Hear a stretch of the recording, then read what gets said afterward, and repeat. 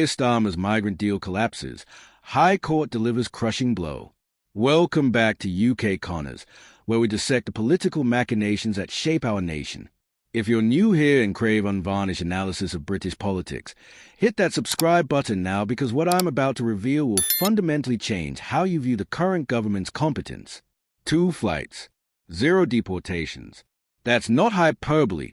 That's a stark reality of Sir Keir Starmer's flagship immigration policy crumbling before our very eyes. While the Prime Minister was busy crafting sound bites about his revolutionary one-in, one-out deal with France, the High Court was preparing to deliver what can only be described as a devastating blow to his entire migration strategy. Picture this. It's 9 a.m. on a Wednesday morning. An Air France flight sits on the tarmac, engines ready, crew prepared. The destination? France. The cargo? Precisely nobody seeking asylum. This wasn't just any flight. This was supposed to be the moment Starmer proved his tough-on immigration credentials. Instead, it became a £50,000 flying monument to governmental incompetence. But let's rewind to understand how spectacularly this is unraveled. Back in July, with all the pomp and circumstance befitting a Prime Minister desperate to appear decisive, Sir Keir struck his grand bargain with France. The concept seemed elegantly simple. We send back small boat arrivals. They send us approved applicants. A neat, tidy exchange that would supposedly stem the relentless tide of channel crossings while maintaining Britain's humanitarian obligations. The devil, as always with his government, lurked in the detail. Or rather, in the complete absence of workable detail. Enter our unnamed Eritrean protagonist, a man whose legal victory has exposed the fundamental flaws in Starmer's hastily constructed policy framework. This individual, due to board that 9 a.m. flight, successfully argued through his legal team that deportation would leave him facing real risk of destitution in France. His barrister, Sonali Noik Casey, painted a picture that should send shivers down the spine of any government official. Asylum seekers in France receiving a mere €7.50 daily allowance, with a third left completely unaccommodated. Now, before you roll your eyes and mutter about lawfare, as the Conservatives predictably did, consider the deeper implications. This wasn't some frivolous legal challenge designed to frustrate immigration policy. This was a man alleging trafficking, claiming vulnerability through a gunshot wound, and invoking the national referral mechanism that exists specifically to identify victims of modern slavery. The very systems designed to protect the most vulnerable were doing exactly what they were designed to do. But here's where it gets truly damaging for Starmer. The Home Office's own barrister, Kate Grange Casey, revealed that this man had traveled from Italy to France before reaching the UK in August. Think about that timeline. We're dealing with someone who arrived in Britain just months ago, yet the government was so eager to demonstrate their deportation prowess that they rushed to put him on a plane without properly assessing his trafficking claim.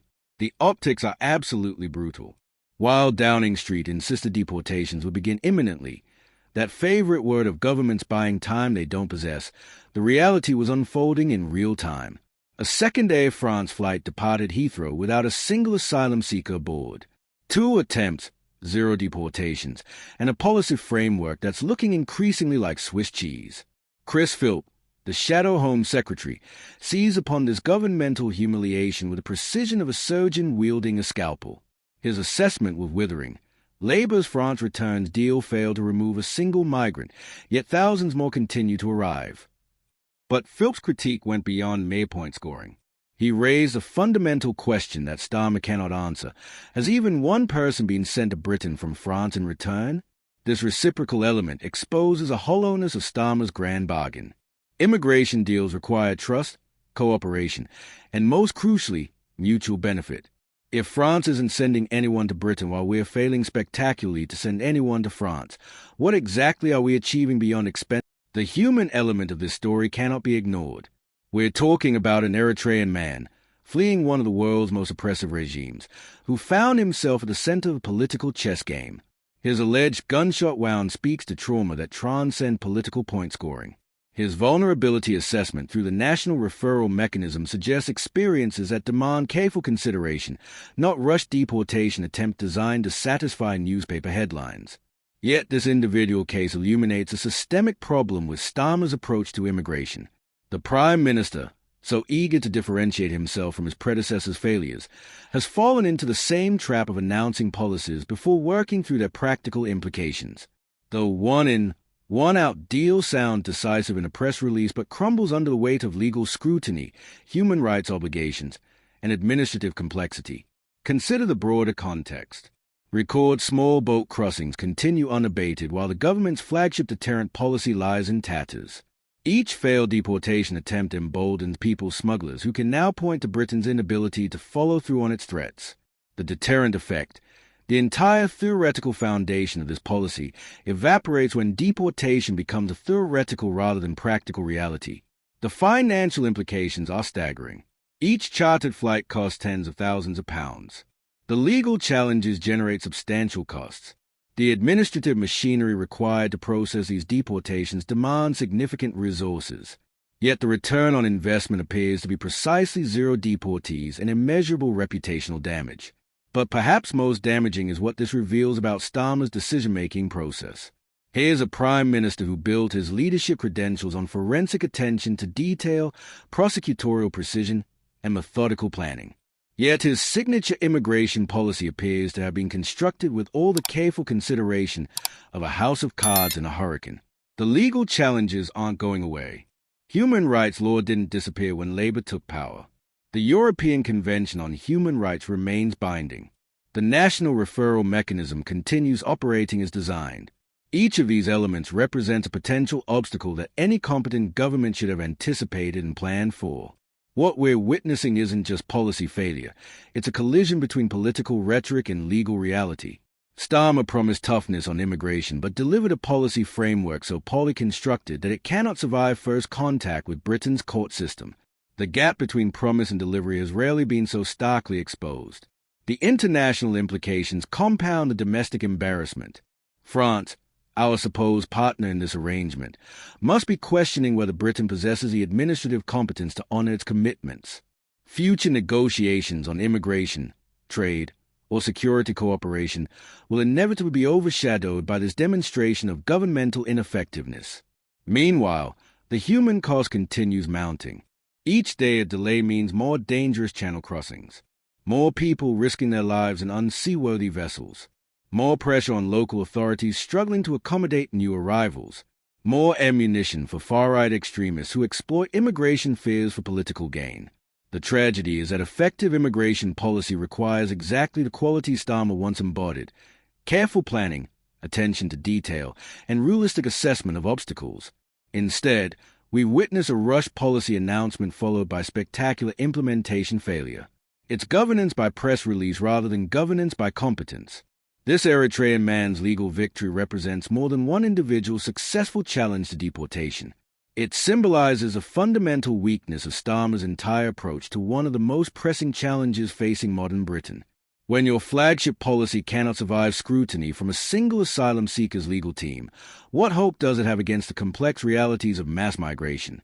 The Prime Minister's spokesman's promise that deportations will begin imminently rings hollow when set against the evidence of 2 failed attempts. How many more empty flights will depart before the government acknowledges the fundamental flaws in their approach? How many more expensive gestures will taxpayers fund before competent policy replaces political theater? What makes this failure particularly galling is its predictability. Immigration lawyers, human rights organizations, and policy experts warned about these exact problems when the deal was announced. Yet the government pressed ahead, seemingly confident that political will could overcome legal obstacles and administrative complexity. The broader lesson extends beyond immigration policy. This episode reveals a government that prioritizes announcement over implementation, rhetoric over results. It's a pattern that, if repeated across other policy areas, suggests 4 years of disappointment punctuated by moments of acute embarrassment. For those who hoped Starmer would bring competent governance after years of conservative chaos, this immigration fiasco serves as a sobering reminder that good intentions without practical planning deliver nothing but failure. The Prime Minister's legal background should have made him particularly sensitive to the challenges his policy would face in court. Instead, it appears to have made him overconfident in his ability to navigate legal obstacles through sheer determination. The human stories behind these statistics deserve better than becoming pawns in political games. The Eritrean man at the center of this case didn't choose to become the symbol of governmental incompetence. He simply exercised his legal right to challenge a decision that could have left him destitute in a foreign country. That his case succeeded so decisively speaks volumes about the weakness of the government's position. As we watch this policy collapse unfold in real time, one question dominates. What's the government's plan B? Because plan A, the one-in, one-out deal with France, lies in ruins. 2 flights, 0 deportations, and a prime minister whose signature policy has become a laughingstock among immigration lawyers and a source of despair among those who hope for competent governance. This isn't just about immigration. It's about whether Britain possesses a government capable of translating political promises into practical results. On current evidence, the answer appears to be a resounding no. The High Court hasn't just blocked one deportation. It's exposed a fundamental incompetence at the heart of Starmer's approach to governing. The real tragedy is that effective immigration policy remains desperately needed. Britain requires leaders capable of balancing humanitarian obligations with legitimate concerns about uncontrolled migration. Instead, we have a government that cannot successfully deport a single asylum seeker despite 2 expensive attempts and months of preparation. This is UK Connors, where we follow the threads of power to their often uncomfortable conclusions. Today's thread leads directly to the heart of governmental failure, wrapped in the expensive packaging of political incompetence.